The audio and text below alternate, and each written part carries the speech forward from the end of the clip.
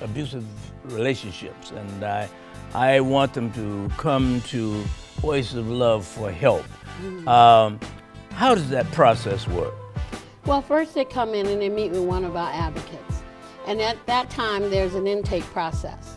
They begin to sit down and talk to them about their situation. And number one, they find out if they're in a safe place. If you're not in a safe place, we will help put you in a safe place, a shelter or some home, or help you to transition to wherever you need to go to make you feel safe. She doesn't have any money. Well, even without money, the shelters are available for them, and they don't have to pay for that. They go into the shelters because that is a place of safety, security, and it's isolated from the abuser. Not isolated, but isolated from your situation. All right. And so after they go through that process, then we have a group. We have groups, as I said earlier, for the victim and for their children.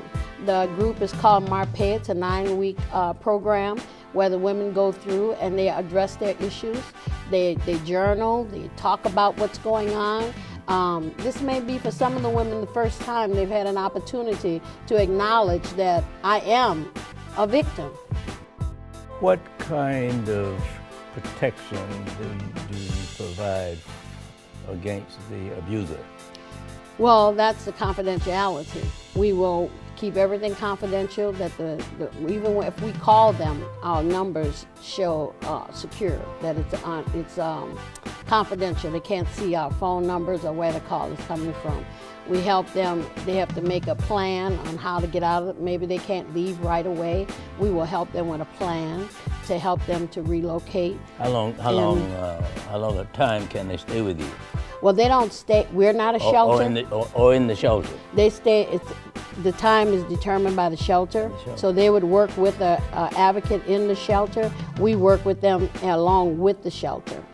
Do you provide some counseling as well while they're a part of your organization? Yes, we do one-on-one counseling with them. And that's the place where we begin to help them to decide what's happened in their life, the importance of getting some help beyond where you are. And that may mean relocation, that may mean going to a group, that may mean, if it's depending on the level of abuse, whether it's physical, emotional, or sexual abuse, that would determine the level that we would need to help you. And so the relocation, taking the children away from the abuser, if that's the case, looking for people in the family that would support this particular person in their situation. If that's not going to work, we don't just let them go. We hold their hands even while they're in the shelter. They know that we are there, and we will walk through their crisis with them.